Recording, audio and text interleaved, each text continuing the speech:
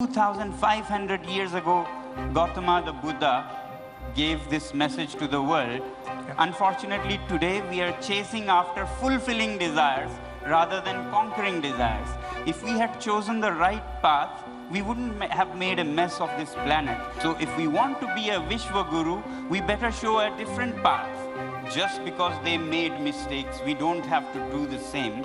Finally, it is the same planet that will be affected. There's enough for your needs, but not enough for greeds, and better not demand the same. Just because they made mistakes, we don't have to do the same.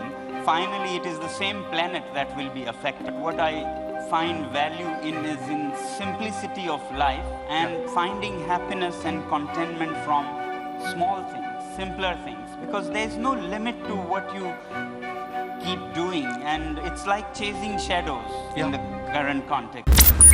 ये है ideas of India. ये है ideas of India. Thank you very much, all of you, for having me here and making me specially at home with an overly air-conditioned hall. I came dressed for Mumbai, but I see many of you dressed for Ladakh. And that's perhaps one of the reasons why we are having lots of problems with our glaciers. So I wanted to convey to people in big cities the message that, you know, the way we live lives in big cities has a huge impact on the fragile ecology of the mountains like Ladakh. It's the lifestyle in the big cities where all this emissions, pollution happen. And not only that, it's what we think is our needs or desires that makes all the mining, all the extraction happen in the mountains, which are so fragile that very soon we'll lose all the glaciers, which will not only make life difficult for us in the mountains, but very soon you all in the big cities also, because 2 billion people depend directly or indirectly on the glaciers of the Himalayas and Hindu Kush, which is like 1/4 of the population. So these water sources should be treated as sacred, and people living their lives, if they lived simpler lives, there'll be less need of extraction and exploitation of these. So it is with this humble message that I have come. Please live simply in your big cities so that we in the mountains may simply live. I wanted to ask you that we are a people who worship glaciers. We worship the rivers that come from the glaciers. And yet, we seem to have so little consciousness of what global warming is doing, what climate change is doing, and we live in this bubble thinking it won't affect us. Why is that? I think the worship of the rivers and forests and trees is from our ancient Indian values. And the exploitation and get-rich-quick material development is from modern Western path or lost path. And therefore, we should find our roots in our past to the way of progress, which was more inside than outside.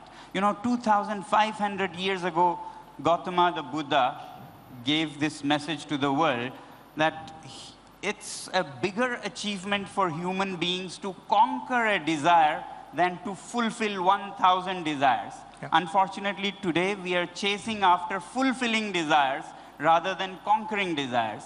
If we had chosen the right path, we wouldn't have made a mess of this planet. And this spirit and this value is what can make us a Vishwa Guru.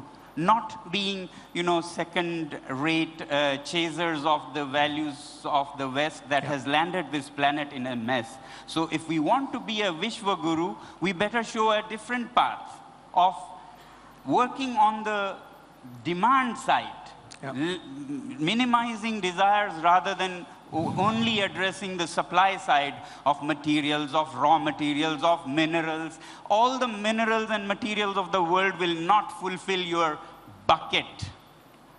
if the bucket has no bottom, what Buddha said was about putting a bottom to the bucket so that you can be contented with the minimum. You know, you mentioned the West and Western values. Do you think that after 1991, after liberalization, after globalization, in a sense, we became much more a consumerist society, much more focused on ourselves, on what we're doing now, less focused on the world we're leaving behind for our children and our grandchildren? Yes, I do, after liberalization, but already we were on the path of this external material development as development. Maybe it was suppressed and suffocated before liberalization. It just gave an opening vent to that. But we need to go back to values of internal, growth rather than only external, which has not much to do with the liberalization. Okay. I mean, we could have been a suppressed nation. Okay. One criticism that the West has always had of India and of China is that when there are international treaties about climate change or whatever, we take the line that for so long you guys were irresponsible, you polluted the earth, you became rich. Now when our people finally have a chance, you want to hold us back with all kinds of limitations and restrictions. Is that a fair argument? No, I don't think, I really don't think. Just because they made mistakes, we don't have to do the same. Finally, it is the same planet that will be affected. I agree, though, that poverty has no, dignity or anything. So bringing people out of abject poverty to a dignified life is great. But then to become rich and super rich and, have 40 pairs of shoes and 5 houses, that's not what Indian values is about. So, as far as it is to bring people to a decent, dignified life, I would agree. But beyond that, to just do the same because they have made a mess, it doesn't make sense. It's greedy and short-sighted. Greed and need.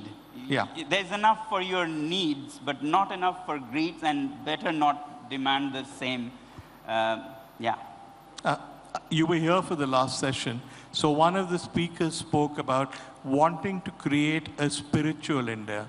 Are we creating a spiritual India, or are we creating an India with symbols, visible symbols of religion that don't necessarily change the way we think inside?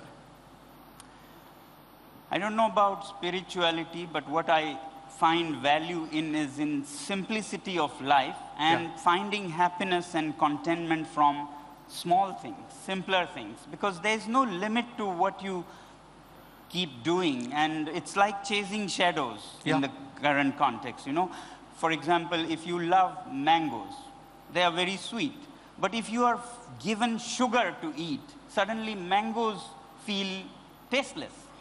Nothing happened to the mangoes, but you spoiled yourself, and now your satisfaction level needs something else. So that's not how it should be. I wouldn't complicate it with very fair high... enough. Let me ask you a simple question. You're a man who's widely admired because of the simplicity of his own lifestyle, because of his going out to do things for the world, not just for himself. So let's talk about, we talk about needs and all that. What makes you happy in your life? It makes me happy to see other people happy, or at least their sufferings relieved, their pains relieved, and that's what my aim always has been. People ask me, what is your inspiration? I always say, it needn't be always inspiration to achieve something. Rather, necessities of doing things have led me to do what I'm doing, not because someone inspired me to, some greatness or anything. I'm just doing what needs to be done out of empathy. Were you always like this? Did you change your mind? Did you come to this realization gradually? Or was this always the kind of person you were?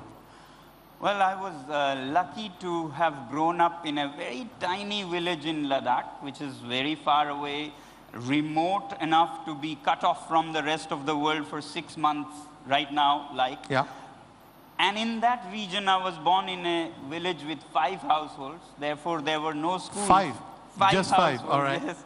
But I always say, today it's no longer that village. It has grown 100%, 10 households. So what I wanted to say was, in that village we had no schools. Yeah. So I had a different childhood. Till 9, I was with my mother, with my villagers and so on. So I learned from my mother and my village, and empathy was a very strong value that I learned from them. Unfortunately, in schools, it's the opposite. You are taught and trained to trample on others and come first. So I feel very lucky seeing the state of schools that I was spared that, and I could learn directly from nature, from people, from traditions, and so on. So maybe that's one of the reasons. When did you go to school? When did you get educated if you were brought up in this very small village? In terms of education, given that you were basically taught by your family, when did you go out into the wider community? At what age? Afterwards, yeah.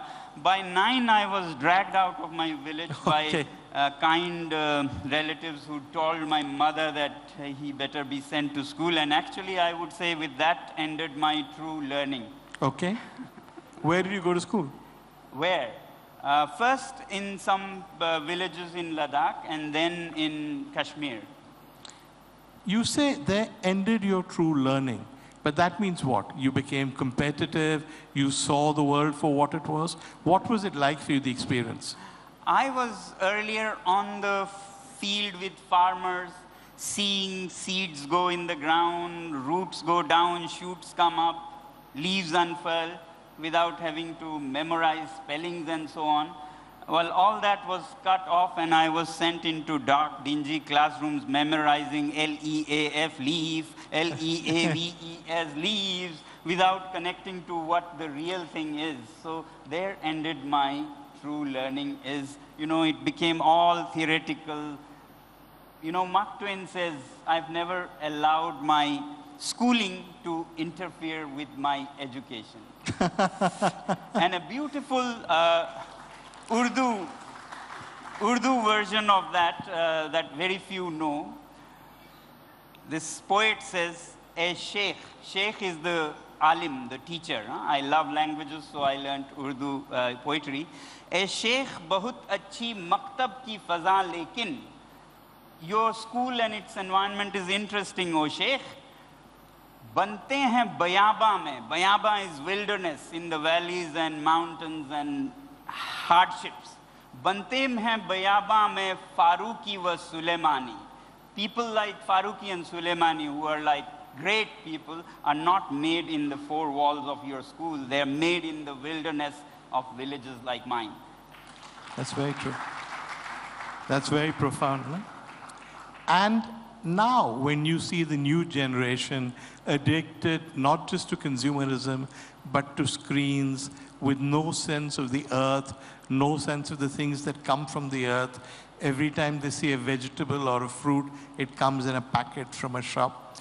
They're completely cut off from our environment. How does that make you feel? It makes me feel very sad, because education is such an important gift. Not because it is important for jobs and all those things. This is one phase of life where you have spent like 15 to 20 years of your youth as captive audience to teachers, to the nation. And we make a mess of that and then expect people to learn from conferences like these. 1 hour, 1 day, which people don't have even time. Whereas you have spent 15 to 20 years listening to lectures, but the lectures were wrong. Because those lectures were meant for a time when the world was coming out of hunger and needs, poverty and so on. And therefore, they were based on production, consumption, exploitation. Now we have overdone it. Overdone to the extent that the very canvas on which we paint is destroyed. And yet we give the same fuel. More of the same will not give you different results, as Einstein said. Now is the time to change this education system to become a healing effect rather than same harming effect. We can understand back then there was a need. Now this education should be about how to live, in harmony with nature, so you don't destroy the ground on which you stand. Unfortunately, that's not happening. Our young are a lost cause. They're lectured at home, lectured in school, nothing to really do in real world, and therefore they take refuge in mobile phones and all such, and much worse in substance abuse and depression and all such things. You're one of the gentlest people I know, but pretend for a moment you're not so gentle and assume I made you dictator of India. What are the 5 things you would do? Dictator of India. Okay. You could do what you wanted. What are the 5 things you would do? I don't know 5, but I would bring true democracy. As a dictator, Explain. I would bring true... What is true democracy? True democracy, I love it when Modi ji says, Vasudeva Kutumbakam.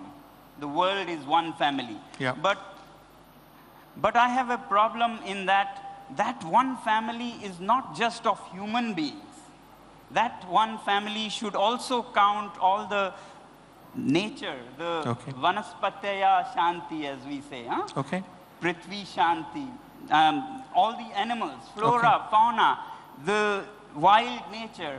Democracy will be true democracy when we have a vote for them also. Right now, we give so many votes to Delhi or Mumbai because there are so many people.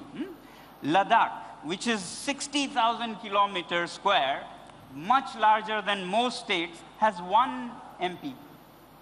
Just because there are only 300,000 people. But it's 300,000 people. There's so much vast nature, flora, fauna, very sensitive area. Yeah. There should be more votes to the nature of Himalayas. So true democracy will bring representation of nature in our parliaments, in our discourse, so that we make decisions based on other siblings in our nature, not just us human beings, no? Okay, so that's one thing. Yeah. I said 3 things. Then Number 2? Secondly, I would make education very different. I'd make the most of this tradition that people spend the whole of their childhood and youth in it, to groom them to respect nature, to groom them to live the ideals that India is known for. I would even bring change in religion. No, hang on, we are still at education. Would you get rid of exams?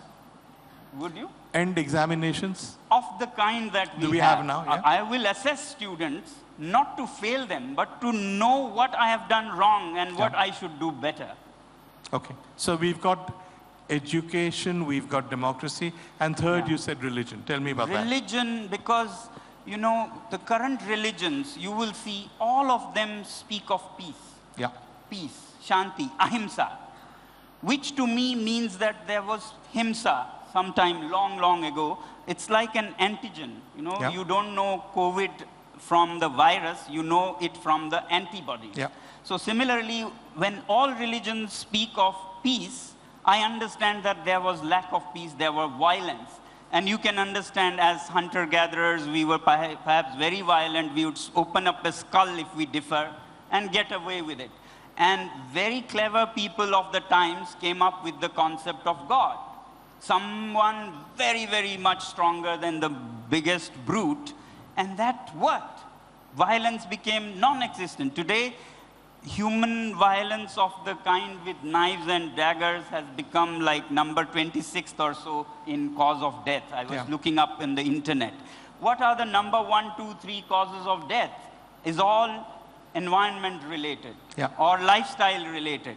So there is big violence today also, just that it is not with guns and daggers. It's with stylish cars and houses and dresses and, almirahs full of them.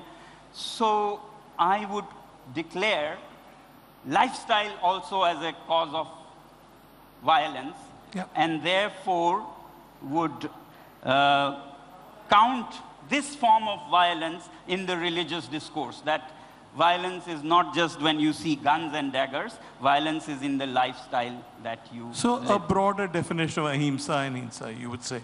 Yes, therefore bring in the discourse of lifestyle. I love it when India led by the Prime Minister, gives to the world the mission life, lifestyles for environment. Now, India needs to lead by living it so that others can take it if we are to become a Vishwaguru. If we only chase their lifestyles and say we are Vishwaguru, nobody will believe. Okay. I can take one question, I think. Anybody with a question? Yeah, the gentleman here. We give him a microphone, please. Hi, I'm Pankaj. I'm part of Chrome DM. So I'm a big time advocate of complete eradication of single-use plastic. And it's great to see that most of the bottles out here, you'll see glass bottles and most of the properties as well. Yeah. However, if you walk into any office today, Sonam, everyone practically uses those small little plastic disposable bottles, which are so convenient to use. But the fact is how dangerous they are in terms of the plastic dissolving in the water is pretty evident to you and I. Yeah. And the question that I want to do is about the Leh airport. It's very obvious that it could have been a carbon neutral airport, an environment friendly airport. But how long can you sustain this fight? At times does it get really frustrating and you want to just take a back seat knowing that the decision makers can't be so dumb? Everyone can see this, right? It's a disaster in the making. I think we got the question. Okay. There's two questions here. Yeah. About the airport, I'm happy to say that it's being made into a carbon neutral airport, as we had pushed. Not exactly in the same ways, but it will be a carbon neutral airport. Regarding single-use plastic, I think it's not just leaders making policies, because I remember the government had banned single-use plastic, but they had to take it back, not because the leaders lacked will, but because there was not enough awareness and sensitization among the people. So nobody cheered. Instead, some industries that lost compelled the government to take it back. So it's the people who need to be educated and mobilized to not want it, and by showing what it does, which is again education. When I said education, it was not just about schools and classrooms, but as much about grown-ups. Okay, last question. We have like 15 seconds left. On a scale of 1 to 10, how optimistic are you about the future of our planet? Future of our planet. Right now, I'm not. But if we get our act together and people become first aware and then assert themselves, I'm sure we can make the most. For example, the sensitive, fragile mountains of Ladakh.